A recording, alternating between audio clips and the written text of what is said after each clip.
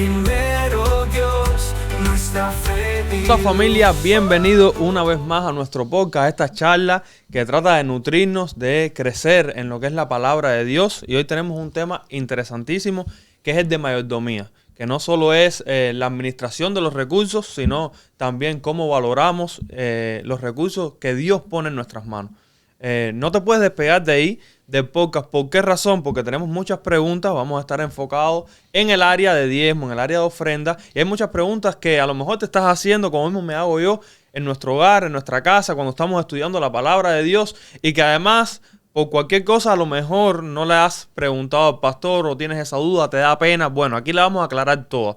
Para eso tengo a mi lado al pastor Ever David, que también nos va a ayudar con este tema, y él va a ser el que presente al invitado especial, al hombre que nos va a aclarar un poco, nos va a ayudar a esclarecer un poco nuestras dudas. Ok, sí, déjame rectificarte, porque cuando me presentas a mí parece que soy yo el que voy a responder. Yo no voy a responder mucho. Yo voy a estar contigo acribillando preguntas al invitado que tenemos. Entonces tenemos como invitado especial al pastor doctor Elvis Hernández. Él tiene un doctorado en ministerio pastoral y con énfasis en mayordomía. Así que tenemos al mejor invitado que podemos tener acá presente hoy con nosotros, y él nos va a ayudar a solucionar y a darle quizás respuesta a muchas de las dudas que podemos tener, que como mismo Josué decía, que tiene él, que tengo yo, que quizás las que tienes tú, y a lo mejor algunas que ni siquiera habías pensado, pero hoy las vamos a tratar de dar solución a todas, ¿ok? Entonces, ¿qué te parece si comenzamos? Pastor, ¿quiere decirnos algo? Sí, en primer lugar yo quisiera darles a ustedes la bienvenida a este podcast. Y estoy convencido de que Dios puede hacer maravillas, puede hacer cosas que nosotros no entendemos. Y una de ellas es conocer un poco más, profundizar un poco más en este tema que es tan interesante sobre mayordomía y específicamente sobre diezmos y ofrendas. Bueno, pastor, vamos a empezar haciendo la primera pregunta, que yo creería que es muy importante saber los principios de lo que es el dinero, de dónde viene, que nos haga un bosquejo ahí pequeño sobre ese tema para sentar las bases del asunto. Bueno, mira, el dinero como tal comienza, es decir, la acuñación de monedas como dinero comienza aproximadamente en el siglo VII al siglo V antes de Cristo. Por lo tanto, es una cosa que comienza dándose como objeto para ser intercambiado. Porque ¿qué cosa es el dinero? El objeto es un objeto que una sociedad, una cultura, una civilización lo puede intercambiar, es reconocido para intercambiar y pagar por o bienes o servicios o también incluso pagar deudas, y que está reconocido, digamos, como la moneda legal de un país. Por lo tanto, el dinero es algo muy interesante porque, por ejemplo, te cuento que los mayas, pues el dinero para los mayas era nada más y nada menos que el chocolate, las semillas de cacao. Así como dinero fue, digamos, en el Imperio Romano, existían monedas, pero más que nada se pagaba con sal. De ahí viene nuestra palabra salario. Las tropas se les pagaba con sal. Y cuando usted, por ejemplo, lee la Biblia, usted va a encontrar cosas muy interesantes. Por ejemplo, dice Jesús, nosotros somos la sal de la tierra. Y a partir de este concepto, habían, por ejemplo, refranes muy españoles que decían que cuando se derramaba sal en la casa, pues había contienda. ¿De dónde viene esto? ¿De la sal propiamente dicha? No en ese tiempo. Se refería a que si se derramaba la sal, ¿qué pasaba? Se había botado el dinero. Sí. Por lo tanto, no podían adquirirse ni bienes, ni servicios, ni pagar deudas. Sí. Por lo tanto, había discusión en la casa. El dinero se había derramado, se había echado a perder. Y es por eso que dice Jesús, si la sal se derrama y ya no tiene la facultad de salar, bueno, ¿para qué sirve? Y eso es una de las cosas interesantes acerca de la historia del dinero. Oye, dos cosas. Yo di una clase de mayordomía con él. De esa no me enteré y me estoy enterando ahora, ¿viste? Cositas nuevas que salen. Claro que sí. Yo creo que el dinero llega sobre todo porque el trueque se ve que como que es deficiente. Porque sí, a lo mejor una persona cambiaba, que tenía animales, quería cambiar su animal por otra cosa, pero a lo mejor lo que le daba a la otra persona no le interesaba.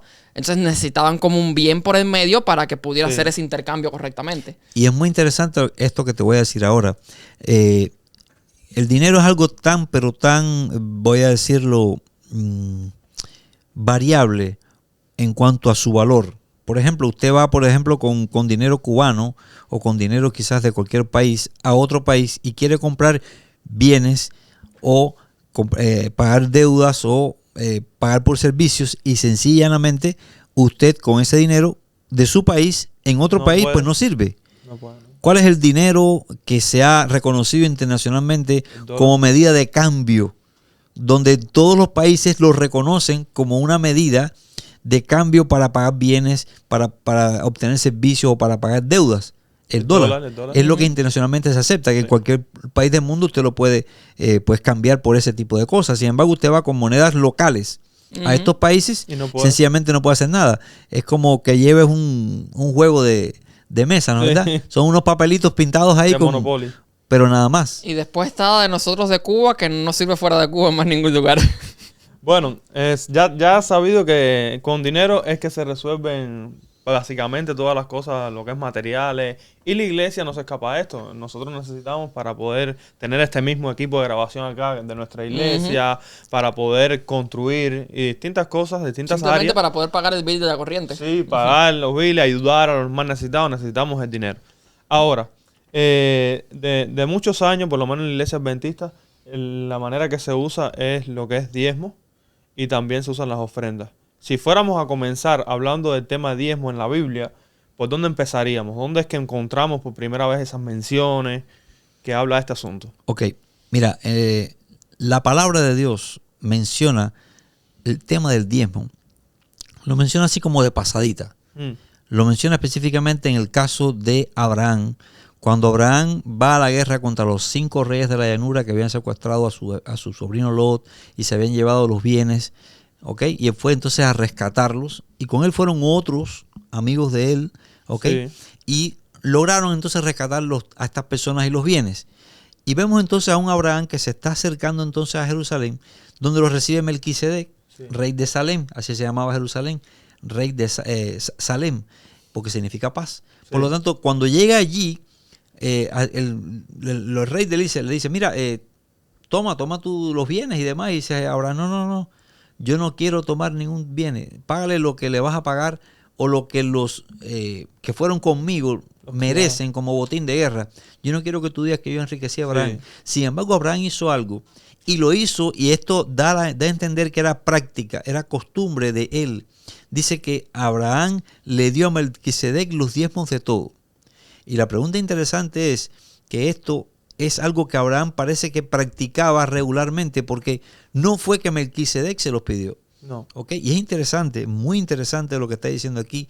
Abraham no se lo entregó a cualquiera persona, sino que se lo entregó a alguien que era sacerdote del Dios Altísimo. Y esto es un punto que más adelante en la conversación pudiera ser muy, pero muy interesante, ayudarnos a entender algunas cosas. Ok, entonces, si nos Eso habla está en Génesis acerca... 14. Sí. Ok, perfecto. Si nos habla, pastor, acerca de los diezmos y específicamente nos cuenta sobre Abraham, que esa es la primera mención, tengo entendida que está en la Biblia, ¿verdad? Sí. Y nos dice como que es algo que Abraham parece que practicaba. ¿Cómo podemos presentarle entonces a la iglesia hoy en día de que cuáles son las bases bíblicas para el diezmo, teniendo en cuenta que la primera visión que parece que vemos en la Biblia no es un mandato directo de Dios, sino que es lo que una persona, importante en nuestra fe, sí, pero una persona decide dar voluntariamente y no se ve directamente como que es una orden de Dios? ¿Qué pudiéramos tener para reconocer el diezmo con bases bíblicas específicamente? Bueno, miren, yo quiero decirles una cosa. El diezmo como tal, primero vamos a partir de qué cosa es el diezmo. El diezmo es la 10ª parte de las ganancias que tú obtienes. En el caso del salario es la 10ª parte del salario. En el caso de un negocio o de una inversión es después que usted invirtió todo el dinero y usted dedujo todos los gastos, todas las utilidades y demás. Lo que realmente te queda de ganancia, de eso es que se saca el diezmo. Pues entonces, el diezmo aquí vemos que Abraham parece que lo practicaba, pero ¿por qué practicaba el diezmo? ¿Por qué lo hacía? Hay que entender esto en el contexto de dos cosas. Número 1, de adoración. Sí. Y número 2, de reconocimiento de soberanía. Número 3, reconocimiento de señorío de Dios sobre nosotros. Es decir, ¿por qué damos el diezmo? El diezmo lo estamos dando porque al diezmar estamos reconociendo que Dios es el creador, número 1. Segundo, que Dios es el sustentador, número 2. Sí. Número 3, que Dios es el redentor. Y número 4, que Dios es el que es soberano, es decir, decide qué hacer con lo suyo. Es importante esto. Dios es quien tiene la potestad de decidir qué hacer con lo que es suyo. Y además de eso, Dios también, entonces, reconocemos el señorío de Cristo. Es decir, el señorío de Dios significa que nosotros entramos en la relación correcta con Él. Hoy muchas veces estamos en una cultura donde nosotros aparentemente pensamos que lo que tenemos nos pertenece. Déjame decirte una cosa. Tú que me estás escuchando ahora en por este canal, por esta transmisión, a ti que estás sentado ahí quizás en la comodidad de tu casa, no sé si estás en el auto viendo esta transmisión, pero lo que quiero decirte es lo siguiente. Nada de lo que posees es realmente tuyo. No importa el talento que tengas, no importa el dinero que tengas, no importa las posesiones que tengas, no importa incluso la vida que tienes. Todo eso no es tuyo, eso pertenece a Dios. Fíjate si así, cuando una persona muere, dice el libro de Eclesiastés, y el espíritu, perdón, y el cuerpo vuelve al polvo como era, y el espíritu vuelve a Dios que lo dio. Es decir, sí, la vida regresa a Dios porque Dios es el autor de la vida. Por lo tanto, cuando usted diezma, ese acto es un acto de adoración. Y esa adoración incluye que usted reconoce a Dios como creador, como sustentador, como redentor, y además reconoce la soberanía y el señorío de Dios sobre su vida, porque Dios es el que tiene autoridad para decidir qué hacer con lo que es suyo. Dicho sea de paso, este mundo, dice la Biblia, ¿no? Mío es el mundo y su plenitud, sí, ¿ok? Y todos los habitantes que habitan en él. Y el Señor dice en Ageo 2.8, mía es la plata y mío es el oro. Por lo tanto, realmente usted lo que está haciendo es hoy lo llamamos un administrador. En inglés le dicen manager. Sí. Usted lo que está haciendo es administrando los recursos de otro. Porque finalmente usted está simplemente por un tiempo limitado. ¿Qué tiempo limitado? El tiempo en que está en esa responsabilidad o el tiempo de vida que usted tiene. Usted está administrando ¿qué cosa? El tiempo, los recursos, su cuerpo. Usted está administrando las relaciones. Usted está administrando lo que conoce de la palabra de Dios. Es decir, usted simplemente es un mayordomo, un administrador de lo que Dios le ha confiado. Y a partir de ahí, en el reconocimiento del acto de diezmar como un acto de adoración, parte entonces el por qué nosotros debemos dar el diezmo. Entonces, a ver si entendí. Eso mismo quería hacer yo, a ver si había entendido. Y después tú me dices si entendiste lo mismo. Yo entiendo que al venir de librar a Abraham una guerra, había obtenido un botín de esta guerra, que no se quedó él con ningún botín, sino que se lo entregó al rey de Sodoma. Él ve a Melquisedec, se encuentra con Melquisedec, él reconoce que Melquisedec es Dios, el sacerdote de Dios Altísimo, y él, como reconociendo el señorío de Dios, él agradece con el diezmo que le da. ¿Es así? Sí, y más que eso, el diezmo implica honestidad. Sí. Eso es lo primero. El diezmo lo que implica es honestidad. Porque en realidad, aunque todo es el Señor dentro de su sabiduría ha dicho, bueno, de todo lo que es mío y que yo te doy para que tú uses, devuélveme solo el 10%. Es decir, el dueño te está diciendo, aunque todo es mío, de eso que yo te doy, devuélveme el 10%. Ese es otro principio muy importante. Cuando tú le devuelves a Dios lo que es de Él, tú estás reconociéndolo a Él como el verdadero dueño. No solamente el creador, sino es el dueño. Y entonces usted en ese aspecto, usted lo que está haciendo es devolviendo lo que no es suyo, vamos a decirlo así. Sí. Lo que no es suyo. Por tanto, usted simplemente al devolver el diezmo, usted lo está haciendo como un acto de honestidad. Está siendo un administrador eficiente también. Eficiente y honesto en ese aspecto. A ver, como lo entiendo yo, creo que en las bases de la mayordomía, que también estuvimos hablando acerca de eso, el dinero es un área específica de esa base. Y Dios nos puso en este mundo como mayordomos de todo cuanto existe. Del medio ambiente, de nuestra familia, de las relaciones, de lo que tenemos, de nuestros talentos. Y entonces el diezmo, es decir, el dinero es una parte específica de todo eso. Entonces, como mismo debemos darle nuestro tiempo a Dios, nuestra familia a Dios, Dios nos reclama ese pedacito que es de Él, que es ese 10%. Ahora, yo creo que hasta aquí todo se entendió perfecto. Yo lo que quisieras saber, porque sé que para que nadie se quede con la duda de los que nos están viendo por acá, es, ¿usted pudiera darnos algunos versículos, algunos textos que puedan dar como una base bíblica de que el diezmo es algo instituido por Dios? Claro que sí. Por ejemplo, mire, si usted va conmigo al libro, vamos a buscarlo allí, usted puede ir a Números, por ejemplo, Números capítulo 18, versículos 21 en adelante. Déjeme ver si puedo llegar acá con mi mano. Si quiere lo puedo leer. Léalo, por favor, a ver qué dice. ¿Números qué? Capítulo 18, 21 en adelante. 21. Sí. Dice así. Y he aquí, yo he dado a los hijos de Leví todos los diezmos en Israel, por heredad, por su ministerio, por cuanto ellos sirven en el ministerio del tabernáculo de reunión. ¿Hasta dónde? Sí, ahí, puedes dejarlo hasta ahí si quieres.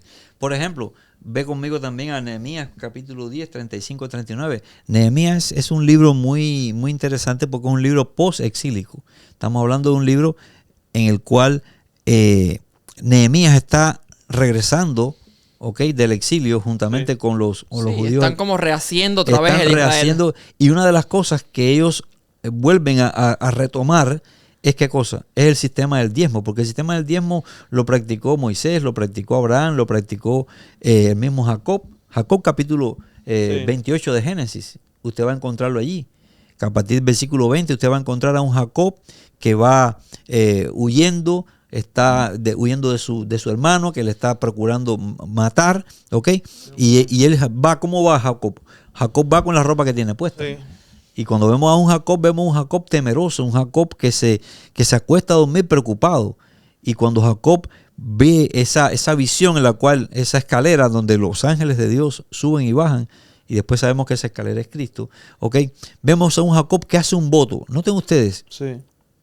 cuando el ser humano tiene una revelación de quién es Dios, la reacción de ese ser humano cuando ve quién es Dios y ve quién es Él, es de adoración.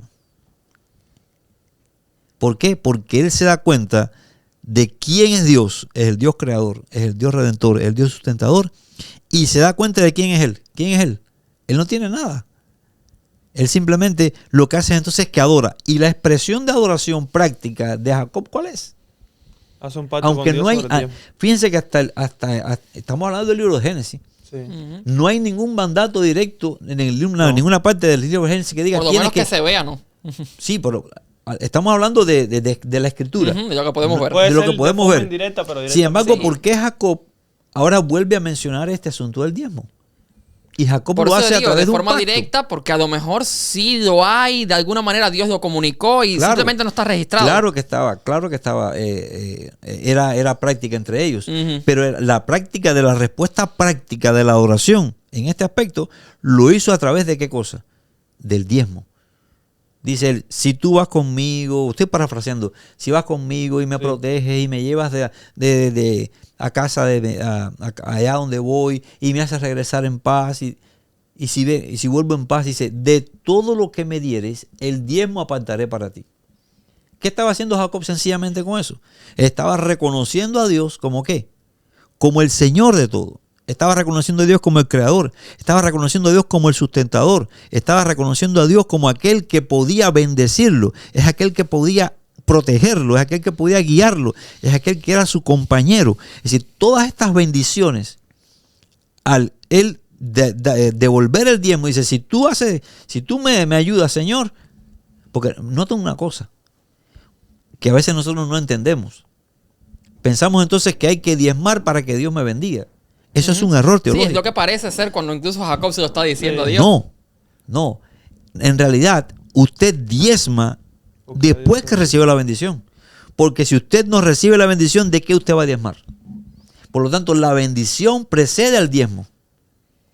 Sí. Usted tiene que Dios bendecirlo para que usted tenga, para entonces usted pueda sacar el diezmo. O sea, que en cierta parte hasta diezmo porque estoy agradecido con Dios. Pero claro, es decir, ese es y les digo una cosa, aunque el diezmo mide honestidad, es la respuesta de un corazón agradecido que adora a Dios. Eso, cuando tú adiezmas, tú lo que estás es respondiendo con honestidad, como un acto de adoración, y lo haces por un amor agradecido ante el Dios que es el que te sustenta. Porque si Dios no te diera, tú no tendrías nada que dar tampoco. Sí. Ujú. El El versículo de Nehemías, antes de que se nos pase, sí, creo. Nehemías Del 30 capítulo 10 del 35 35. a 39, a ver qué ¿Tú dice. tienes? Yo Ok, lo tengo. lo puedo leer yo. Dale, Sí, a ver. dale. De 35 al 39, ¿verdad? Sí. Y que cada año llevaríamos a la casa de Jehová las primicias de nuestra tierra y las primicias del fruto de todo árbol, asimismo los primogénitos de nuestros hijos y de nuestros ganados, como está escrito en la ley, y que traeríamos los primogénitos de nuestras vacas y de nuestras ovejas a la casa de nuestro Dios, a los sacerdotes que ministran en la casa de nuestro Dios. También acordamos llevar las primicias de nuestras masas, de nuestras ofrendas, del fruto de todo árbol, del vino y del aceite, para los sacerdotes, a los depósitos de la casa de nuestro Dios, y el diezmo de nuestra tierra para los levitas, y que los levitas recibirían el 10º de nuestras labores en todas las ciudades. Un sacerdote, hijo de Aarón, estaría con los levitas cuando estos recibieran el diezmo, y que los levitas llevarían el diezmo del diezmo a la casa de nuestro Dios, a los depósitos de la casa del tesoro. Porque a los depósitos del tesoro han de llevar los hijos de Israel y los hijos de Leví la ofrenda de grano, del vino y del aceite. Y allí estarán los utensilios del santuario, los sacerdotes que ministran, los porteros y los cantores. Y prometimos no abandonar la casa de nuestro Dios. Vean ustedes, el sistema que Dios estableció antes del exilio. Ya vimos que, por ejemplo, en el Génesis era conocido, era por lo menos practicado, aunque no está explícitamente mandado a hacer. Sin embargo, Abraham lo hacía, Jacob lo hacía, pero vemos también aquí que después del exilio, que aparentemente pudieran decir, bueno, pues ya, eso es otra historia, Sí. pues vemos que parte de la renovación de la vida nacional de los judíos en la tierra, ahora que regresan allí, es que volverían a retomar el sostener la obra de Dios a través del sistema que Dios había establecido. Y está diciendo que le llevarían a la casa de Dios todas las ofrendas de las primicias, es decir, los primeros frutos, en vacas, en animales, etcétera, etcétera. Pero además llevarían las otras ofrendas y llevarían también los diezmos y los entregarían ¿a quiénes? A los ministros, a los levitas, a los sacerdotes que estaban ahí. Y hay una cosa interesantísima. Dice que los ministros y los sacerdotes tenían que diezmar el diezmo del diezmo. ¿Por qué? Aunque eso no se explica en el caso de Melquisedec. No se decía que Melquisedec diezmaba el diezmo del diezmo. Sin embargo, aquí está muy bien especificado. ¿Por qué? Porque no importa si eres un levita o eres un sacerdote. No importa si eres un miembro común de la comunidad. Todos tienen que diezmar. ¿Por qué? Porque diezmar es un acto de adoración, un acto de reconocimiento del señorío de Dios sobre tu vida y sobre lo que es de Él, que Él dice lo que tienes que hacer con lo que es de Él. Bueno, vamos a recapitular porque acuérdate que estoy con dos teólogos, pero yo no. Entonces, las personas que nos están mirando, tal vez vamos a hacer una recapitulación corta de lo que yo he entendido. Directamente no tenemos un mandato antes de la época de Moisés. Es decir, vemos dos ejemplos. Uno fue Abraham, otro fue Jacob. Abraham simplemente le da a Melquisedec de parte de un botín de guerra como agradecimiento, reconociendo el señorío. Jacob pacta directamente con Dios de la bendición que iba a recibir o que estaba recibiendo. Él le iba a dar el 10%. Después Y llegamos... sí, aunque no lo tenemos directamente, sí llama la atención de que lo hacían. Algo tenía que haber, Ahí porque no es como que se lo podemos- inventaron. Algo tenía que podemos haber. sacar conclusiones o podríamos yo creo que especular hasta ciertos puntos que fue un mandato o no sé si los teólogos nos pueden garantizar eso, pero la Biblia no lo dice, pero tal vez pudiéramos llegar a esa conclusión, yo creo. No lo dice antes de ellos, después sí lo dice. Sí, antes de ellos, es decir, no Ajá. dice que ellos tenían esa obligación, pero bueno, ya usted podrá sacar la conclusión en base a lo que está viendo ahí. Ahora, después llega la época de Moisés. Se construye el pueblo de Israel que había crecido, habían salido aproximadamente 1 millón de personas después de 400 años de esclavitud, tenían que regirse por un gobierno civil. Entonces el modo de gobernar era una teocracia, ¿no? Y entonces Dios era el que directamente ponía las órdenes. Se reparte la tierra prometida. Después que llegan allá, la conquistan con... antes de conquistarla, Moisés habla todo. Dios le habla a Moisés y hacen repartición de tierra. todas las tribus iban a heredar menos la tribu de Leví. Estamos bien ahí, pastor, Así ¿no? como no. Entonces, ¿qué pasaba? La tierra de Leví, la tribu de Leví, que iba a ser la encargada de los temas espirituales, vamos a llamarle. Los encargados del templo, administración, los deberes, podríamos decir que lo que hacen los diáconos y esas personas, ¿no? O los pastores Los también. pastores, ese era el Los trabajo que de ellos. ministraban en la iglesia. Entonces, ellos no iban a sembrar, ellos no iban a obtener productos de la tierra, no iban a estar en tema de ganado, sino que ellos iban a recibir diezmo, que era parte de la ley, podríamos decir, pastor, que eran como los taxes de hoy, o los impuestos de hoy. Bueno, Ya, antes de que usted... te puedo decir que el verdadero, vamos así a decir, yo no lo vería como un taxes, como un impuesto. Lo veo sencillamente como una respuesta de amor agradecido de un adorador que ha sido redimido. Porque Sí, es que yo creo que tenemos que dejar de mirar qué se hace con los diezmos, sino mirar por qué los estamos dando. Y es lo que está diciéndonos el pastor, que es la respuesta de un corazón agradecido. No es mirar en si se utiliza para el pastor de la iglesia, o no es mirar si se utiliza para ministrar, en el caso de Israel, que se utilizaba para los levitas, sino más bien mirar el hecho de por qué yo lo estoy dando. Y si yo me quedo en por qué yo lo estoy dando como respuesta a que yo estoy agradecido con todo lo que Dios me ha dado. Hay que tener en cuenta que lo había sacado de Egipto, Ajá. después que eran esclavos. Pero de forma práctica había que sostener la obra de Dios. Claro. De forma práctica Claro. había que darle un mantenimiento Antaño a las cosas. y hoy Y también. Y hoy actualmente también, igual. Exacto. Entonces, de forma espiritual tenía su función de agradecimiento por lo que Dios había hecho, pero Y tenía de una forma forma práctica también. había que mantener a los levitas, había que mantener el templo y había que tener un cuidado especial. Ahora, en ese momento, pastor, hay algunos especialistas que dicen que algunos teólogos dicen que se recogía cerca de un 20% en diezmo, habían unos tipos de ofrenda también, algunos que eran obligatorios. Háblanos un poquito, ya ha tocado ese tema, pero ¿qué cantidad, qué por ciento se daban? ¿Cuáles ¿Era eran los tipos de obligatorio? diezmo? ¿Cuáles eran los tipos de diezmo que se daban en ese tiempo? sí, mira, hay que hacer una diferencia entre diferentes tipos de diezmos que se mencionan en el Antiguo Testamento. En primer lugar, quiero mencionarte que, bueno, ya hemos establecido que el diezmo es la 10ª parte de las ganancias o de las utilidades, como querramos llamarlo hoy.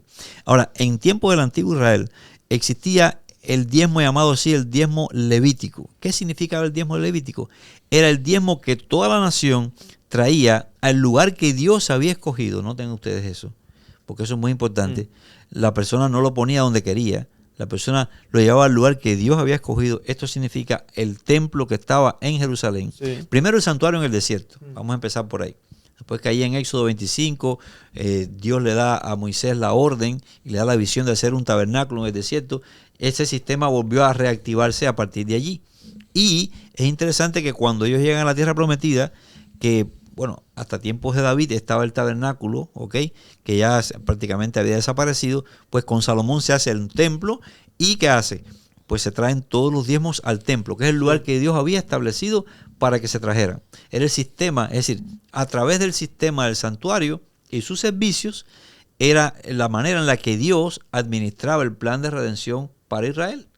Y había puesto a personas encargadas de eso, los sacerdotes y los levitas. Bueno, existía un diezmo para sostener precisamente esa obra. Es lo que está diciendo Nehemías. Sí. Vamos a entregar a la casa de nuestro Dios las primicias de nuestras ofrendas, las primicias de grano, las primicias de animales. Hemos de entregar también las primicias de todos nuestros frutos. Hemos entregado también los diezmos ¿a quiénes? A los levitas para sostener la obra de la casa de Dios. De hecho, más Esas adelante... primicias eran un 10% también entonces, eran Esas la primicias- representación de un diezmo. La primicia como tal es el primer fruto. Por ejemplo, usted tiene un árbol y ese árbol, digamos, de limón, de mandarina, no sé, de plátano, o tiene un campo, qué sé yo. Bueno, el primer fruto que da el árbol, esa es la primicia. Y ese es el fruto, usted no se lo comía. Lo daba. Ese fruto usted lo llevaba al templo. Estoy hablando en el antiguo Israel. Lo llevaba al templo. Esas eran las primicias. Si ese fruto, por ejemplo, era de un animal inmundo, digamos un mulo, que usted no lo podía llevar allí, porque era un animal inmundo, usted tenía que redimirlo. ¿Cómo lo redimía? Daba lo que ese mulo costaba Sí. en dinero, y ese dinero entonces es el que usted llevaba al templo, porque Sí. el mulo no era un animal para sacrificarse en el santuario, ¿me entiende? Y entonces, ese es el primer fruto, ¿ok? Es lo que se llevaba. Eso significa primicia. Ahora, ese diezmo, volvemos al diezmo, ese diezmo sencillamente está siendo el diezmo que usaban los levitas para sostener la obra en el santuario. Pero también había un segundo diezmo. Y ese segundo diezmo, la gente dice, bueno, pero ¿cuántos diezmos son? 1, 2, 3, 4, ¿cuántos son? En realidad Dios habla de 2 diezmos en el Antiguo Testamento. El primero, para el uso exclusivo de los levitas y sostener la obra del santuario. El segundo era diezmo. ¿Pero por qué diezmo? Porque equivalía aproximadamente a otro 10%. Sí. Pero ese diezmo pudiéramos decir que era una ofrenda equivalente aproximadamente al 10%. Y que esa ofrenda, que era equivalente al 10%, se llevaba también al santuario, pero se usaba ¿para qué? Para cuando venían esas grandes festividades religiosas y toda la nación se reunía, hubiera entonces alimento para el pobre, para la viuda, para el huérfano, que asistía a esas festividades. ¿Ok? Era una ofrenda en realidad que ayudaba para eso. Pastor, A día de hoy lo podríamos ver como una ofrenda. Sí, podríamos verlo como una ofrenda. Lo que se le llama diezmo porque generalmente era aproximadamente el 10%, es decir, equivalente a aquel otro diezmo levítico que es el que normalmente se estaba. Y déjame terminar con esto, Josué. Sí. Se menciona no un tercer diezmo, sino que ese mismo segundo diezmo, a cada 3 años, el tercer año, ese diezmo entonces no se llevaba al templo. Se quedaba en las villas, se quedaba en las aldeas, se quedaba en los lugares, para que entonces con ese diezmo, que era en realidad una ofrenda, ¿ok? Se diera alimento entonces al pobre, a la viuda, al huérfano, en las diferentes festividades que había. Por lo tanto, Eso hacía con ese segundo diezmo, ¿verdad? con el segundo diezmo, pero el tercer año. ¿Ok? Por tanto, no era que habían 3 diezmos. Había un diezmo, el diezmo levítico, que ese era anual, se llevaba al santuario, ¿ok? El diezmo que se utilizaba para ministrar, que es el que se utiliza hoy en día para ministrar igual. Que es el igual que para ministrar y para sostener la obra del evangelio y la predicación del evangelio. El segundo diezmo es equivalente a lo que hoy fuera una ofrenda, porque su objetivo no era para sostener el sistema del templo propiamente dicho, sí, sino para ayudar al necesitado, al pobre, a la viuda, que venía a esas festividades también a adorar. La pregunta que yo tendría para cerrar este punto es la siguiente. En cualquiera de estos 3 diezmos o que se menciona como diezmo, 2 diezmos. pero podríamos vincularlo como una ofrenda, pero lo mencionan como diezmo. La persona podría ser penalizada en juicio si no lo daba. Es decir, podría incluso perder la vida si no daba algún tipo de estos diezmos. Bueno, no tenemos registro de una persona que haya sido penalizada o, digamos, apedreada porque no daba el diezmo y la ofrenda. Sí. Eso no lo tenemos directamente. Hay personas que perdían su vida por otras causas, pero no era esa una. Sencillamente, cuando la persona no reconocía el señorío de Cristo, el señorío de Dios, no reconocía a Dios como el dador de todas las cosas, cuando la expresión de su adoración no era práctica a través de los diezmos y también de las ofrendas, sencillamente la persona se estaba en este momento como queriendo desvincular del dador. Sí. Te voy a poner un ejemplo muy, muy, muy sencillo. Es como cuando usted tiene un hijo en su casa y usted provee a su hijo de todo. No tiene que pagar factura de electricidad, no tiene que pagar agua, no tiene que pagar nada. Incluso usted que le gestiona y le paga los estudios. Como muestra de agradecimiento, usted quizás puede decirle, mira hijo, yo necesito que hagas tal trabajo para mí. Un ejemplo que voy a poner. Sí. Pero ese hijo piensa que él tiene derecho a disfrutar de todas estas bendiciones bajo su techo, bajo su casa, y sencillamente él no quiere reconocer a usted como su padre, no lo quiere reconocer, y ahí estoy hablando ya acerca de Dios como el Señor, ¿ok? Sin embargo, quiere hacer con lo que está dentro de la casa lo que él estima conveniente. ¿Y qué es lo que pasa con eso, hermano querido? Sencillamente dicen allá en Cuba, te cortan el agua y la luz. Quieren derecho, pero no deberes. Quieren derecho, pero no deberes. Y la palabra de Dios lo dice. Cuando Israel fue infiel en la devolución de los diezmos y de las ofrendas, la pregunta que muchas personas me hacen es, pastor, ¿pero por qué está tan interesado Dios? Eso vamos a dejarlo un poquito más al final, ¿no? Sí. Pero ¿por qué Dios está tan interesado en el asunto del diezmo, de la ofrenda? Es que Dios necesita dinero. ¿Será que Dios necesita estos papeles que nosotros tenemos en el bolsillo? ¿O estas monedas acuñadas? ¿Necesita Dios eso? No, en realidad Dios lo que necesita es que a través de eso, a través de algo que se llama reconocimiento de jerarquía, autoridad y obediencia, tu expresión de adoración reconozca quién es Dios. Porque cuando tú no haces con lo que es de Dios y que Dios te lo dio para que lo administre, lo que Dios dice que tú tienes que hacer, tú sencillamente estás diciendo que tú eres superior o que tienes autoridad para hacer con lo de Dios lo que tú quieras. Y ahí es donde entonces vienen los problemas. La nación de Israel, por esas razones, cada vez que ellos hacían esto, venía ¿qué cosa? Venía la maldición. Y venía la maldición no porque Dios quería que ellos fueran maldecidos, sino porque usted estaba renunciando a que Dios le proveyera, claro, a que Dios lo protegiera. Lo estaba renunciando a Dios, a que Dios le diera salud. Usted sencillamente estaba diciendo, no quiero tu protección, no quiero tu guía, no quiero que tú te intervengas en mi vida. Y obviamente cuando tú haces eso, ¿qué pasa? Dios es un caballero, te dice, ok, ¿tú quieres eso? Ahí está, ahí tienes. Y entonces usted comienza a caer en problemas. Sí, quería preguntar algo. Ya hemos hablado acerca del diezmo en el Antiguo Testamento sobre todo. Hay muchas personas que creen que después del Nuevo Testamento como que el pacto cambia y como que la ley de Moisés ya no es importante, ya no es necesaria. Entonces, ¿podemos ver bases bíblicas para el diezmo también en el Nuevo Testamento? Bueno, déjame darte un principio que usted va a encontrar en las Escrituras. Y es lo siguiente. Todos los profetas, cuando usted va a la Escritura, usted va a encontrar que todos los profetas, cuando amonestaban al pueblo por las diferentes cosas que pasaban, no amonestaban o no llamaban al pueblo a hacer lo que ya ellos estaban haciendo bien. ¿Sobre qué elementos de la vida cotidiana de la oración incidían los profetas? En lo que ellos estaban haciendo mal.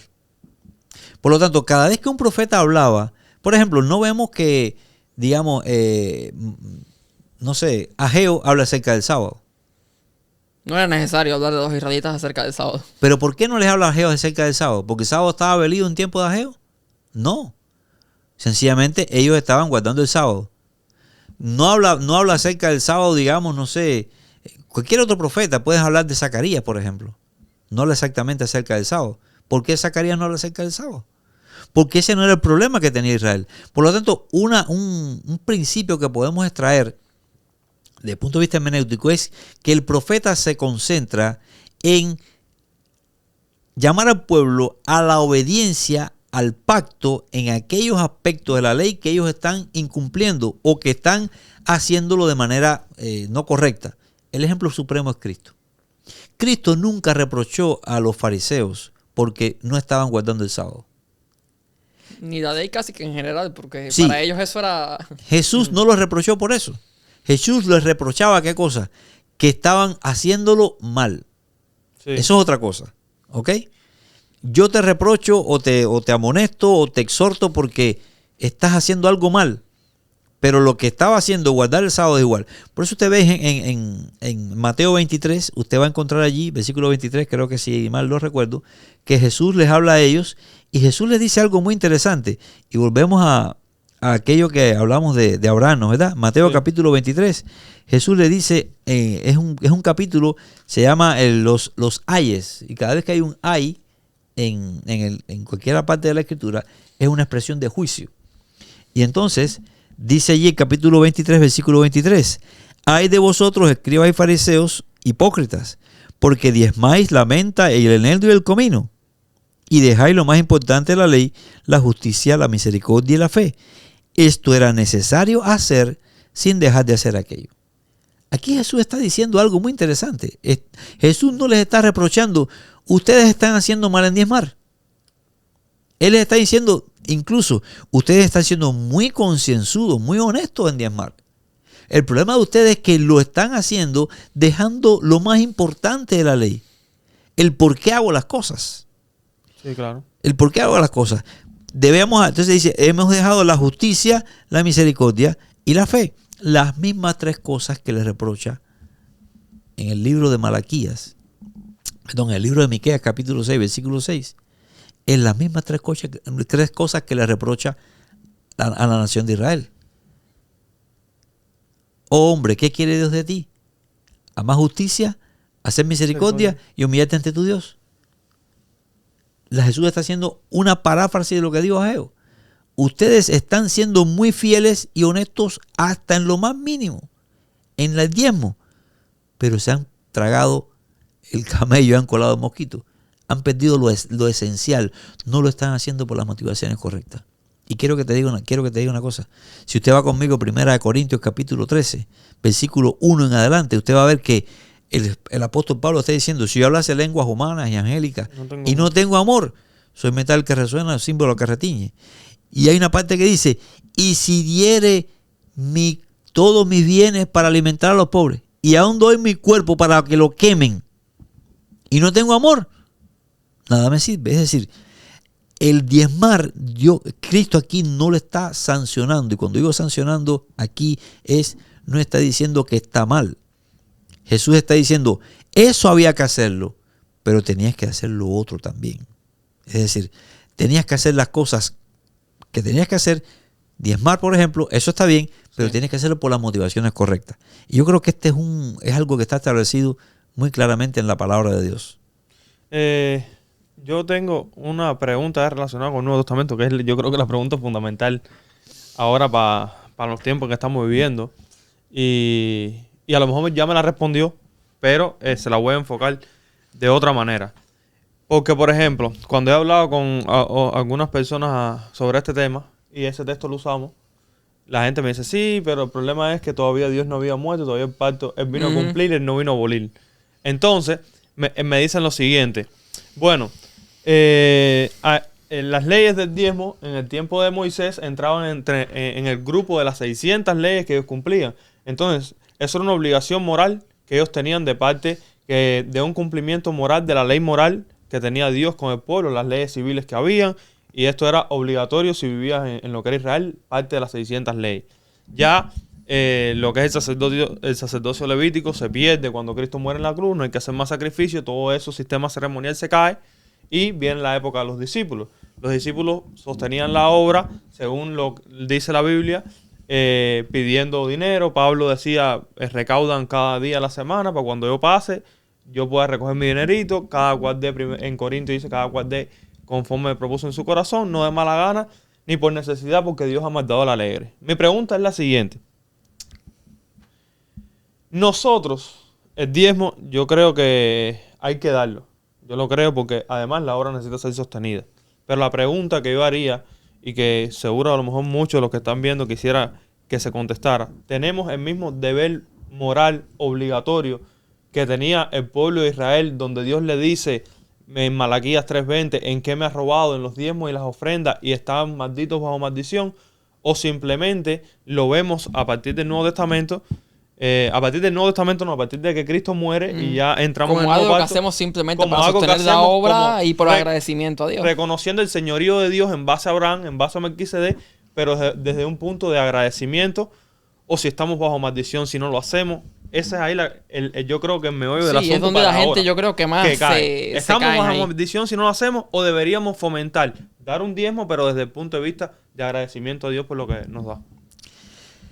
Bueno, mira, yo quiero partir de lo que comencé a decir al principio. Sí.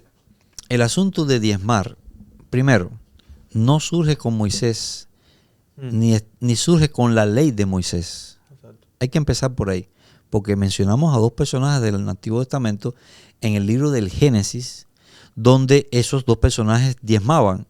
Y diezmaban, en el caso de Jacob, lo veía como un pacto, Sí. que eso es muy interesante. Jacob hace un pacto con Dios. Por tanto, vemos a dos personajes del Antiguo Testamento que son anteriores a Moisés, los vemos diezmando. Por lo tanto, si vamos a decir estrictamente, vamos a seguir ese patrón de pensamiento, pudiéramos decir que Moisés no es el que descubre el diezmo. Moisés no es el que introduce el diezmo como parte de las leyes de Israel. Sencillamente Moisés lo que hace es que incorpora dentro de las leyes una práctica que ya estaba establecida y que la razón de esa práctica es la adoración y el reconocimiento del señorío de Cristo o de Dios sobre nuestra vida. Por lo tanto, Cuando Cristo muere en la cruz del Calvario, la adoración no cesa. Sí. El reconocimiento del señorío no cesa.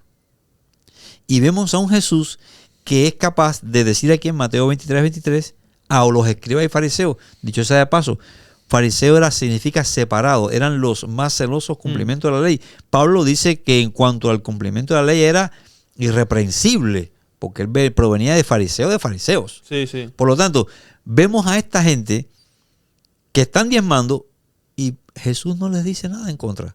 Dice, esto es necesario hacer sin dejar de ser aquello. Y Jesús no había muerto, sí. La pregunta es, ¿de dónde Pablo habla acerca del sábado? Ponte a pensar. Pablo no está diciendo, tienen que guardar el sábado. Pablo reconocía que el guardar el sábado era parte de la adoración religiosa que el pueblo hacía. Por eso que Pablo dice que iba a la sinagoga de los judíos en sábado, e incluso dice que iba el sábado a la orilla del río y allí le predicaba a Lidio, a este y al otro. Pero en ningún lugar usted ve a Pablo diciendo, tienen que guardar el sábado porque ustedes no guardan el sábado. Sí, claro. ¿Ok? Por lo tanto, pasa lo mismo con el asunto de las ofrendas. Pablo, cuando está hablando acerca de las ofrendas, está hablando del principio de la regularidad y la sistematicidad, no de todo lo que ellos debían dar específicamente. Porque el hecho de que no menciona la palabra diezmo allí no quiere decir que ellos no diezmaban. Porque dice también el apóstol Pablo que ellos debían ser sostenidos, así como ¿quiénes? Los levitas eran sostenidos. La pregunta era, ¿con qué eran sostenidos los levitas? ¿Cómo el diezmo? Por lo tanto, eso es cuestionable. Cualquiera pudiera decirme, sí, pastor, pero también ahora es que en el Nuevo Testamento es con las ofrendas que se sostienen. Sí. Y te puedo decir lo siguiente, es un asunto básicamente de adoración y de reconocimiento del señorío de Dios sobre tu vida. Cuando tú no diezmas, sencillamente usted sí, hay principios no está, como que no cambian. Lo eran antaño y lo es ahora. y ese principio va a continuar. Pero déjame decirte un detalle más. Pastor, usted me pudiera decir, ¿y dónde estaba ese principio en el Jardín del Edén? En el Jardín del Edén, y esto es materia para otro podcast, sí, hay 4 reconocimientos, 4 recordatorios que Dios le hace al hombre de su señorío y de que Él es dueño. Pero uno de ellos es el más importante que quiero referirme ahora, es que Dios como dueño, como creador y como sustentador, le dice a Adán y Eva, de todos los árboles de huerto pueden comer. Dios no fue creador, no fue que lo hizo. ¿No los hizo a ellos también? Sí.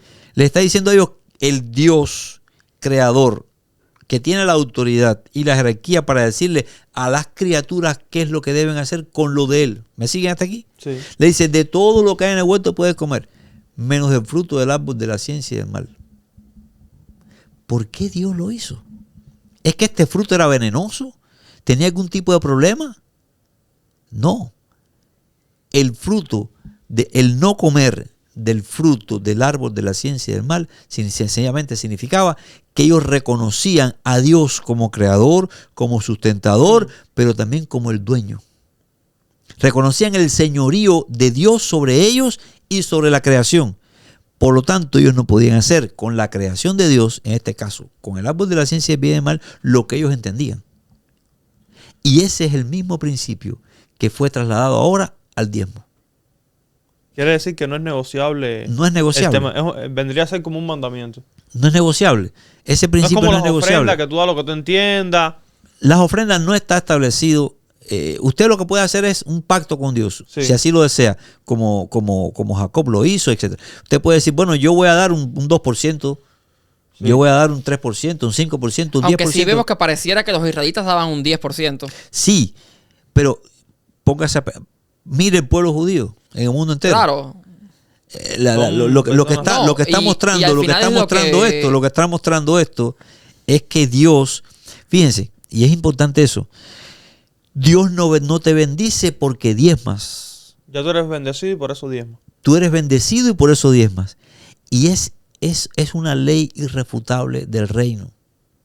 Cuando tú reconoces a Dios como tu Señor, como tu Padre Celestial, cuando tú respondes a Él no solamente en calidad de siervo, sino en calidad de hijo en primer lugar, entonces tu vida prospera.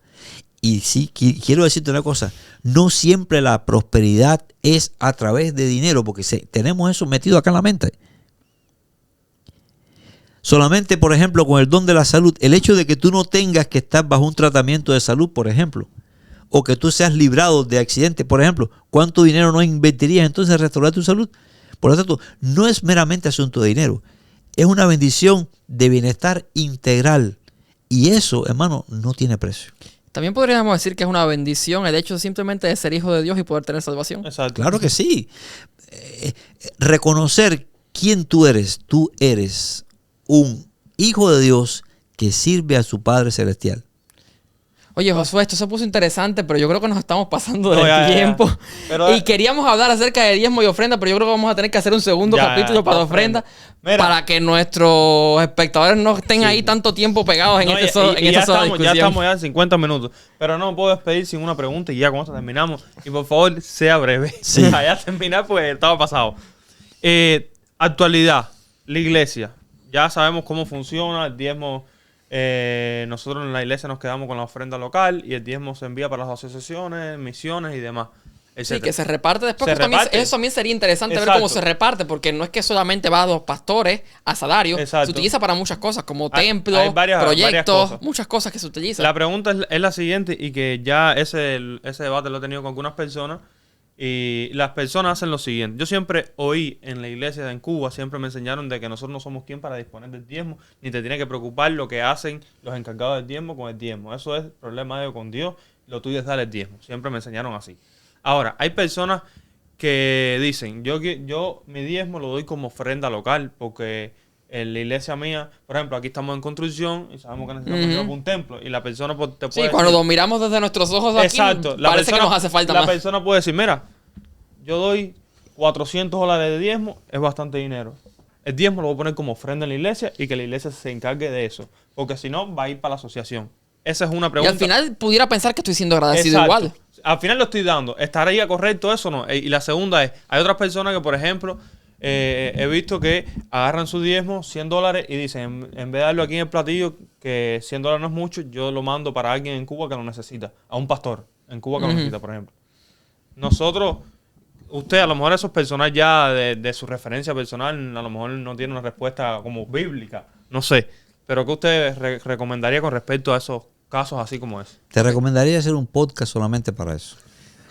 Porque las cosas que tú me estás preguntando, tendría que explicarte varias cosas para ello. Solamente quiero decirte algo, volvemos a lo mismo. Insisto en esto porque las personas, nuestros hermanos, muchas veces nos olvidamos de quién es Dios. ¿Quién es la autoridad final en tu vida? ¿Y qué es lo que ese Dios, que es la autoridad final en tu vida, que te creó, que te sostiene y que te redime? ¿Qué es lo que Dios te ha mandado a hacer? Es una cuestión de sencilla obediencia. Yo no puedo decidir con lo que no es mío y hacer acorde a mí me parece. Dios estableció muy claro que el diezmo era para el sostenimiento de los levitas y de todo el asunto del templo. Sí. La predicación del mensaje en aquel tiempo. Es la misión. Es la misión. Llevar la misión. Pero Dios también dijo que, bueno, ok, ¿usted qué hacía? Había otro diezmo. Ese otro diezmo era el equivalente a aproximadamente un 10%. No tenía que ser exactamente un 10%, pero esa era una ofrenda. ¿Para qué? Para todo lo demás. Exacto. Para todo lo demás. Y les voy a decir una cosa. En mi experiencia personal lo he visto. Cuando usted acaba de reconocer el señorío de Dios en su vida, en todas las esferas de la mayordomía, pero específicamente en el área financiera, la bendición de Dios viene aparejada, indiscutiblemente. Por lo tanto, usted mire lo que dice la Escritura, vea lo que dice el Señor, y como acto de adoración, haga lo que Dios le dijo que tenía que hacer con lo que Dios le ha provisto en este momento. Creo que faltó la segunda pregunta. ¿Hay alguna respuesta breve, rápida? Ya. ¿No? Dale, despide. La terminamos después entonces. Para otro tema. Ok. Entonces, empezamos hablando acerca de diezmo y ofrenda y es lo que queríamos hablar, pero se nos fue porque como que parece que es mucho contenido. Y yo creo que incluso pudiéramos seguir haciendo preguntas y nos seguirían saliendo otro y otro más, pero no queremos pasarnos de tiempo, que ya nos pasamos bastante. Entonces, vamos a quedarnos en deuda con un episodio más para ofrendas. Vamos a ver cómo lo podemos sintonizar. Y nada, suscríbete aquí a nuestro canal, Hola Church, el canal de Josué Josué Víctores. Vamos a ver si trabajamos también en preparar algo del Seminario Teológico Adventista de Cuba para que pueda estar en YouTube también. Que se me pasó al principio. Doctor Elvis Hernández, rector del CETAC, Seminario Teológico Adventista de Cuba. Entonces, un placer que hayan podido estar con nosotros, que hayan podido disfrutar, que podamos comentar y a lo mejor dejar dudas que puedan tener con respecto a los diezmos, que fue lo que hablamos al final. Nos llevamos las ofrendas para otro día. Y podamos así retroalimentar el conocimiento y quizás poder aprender todos juntos. Entonces, nada, agradecidos porque hayan podido estar con nosotros y ojalá y podamos haber contestado todas sus dudas. Una bendición especial para todos. Que Dios le bendiga. Bendiciones. Dios le bendice.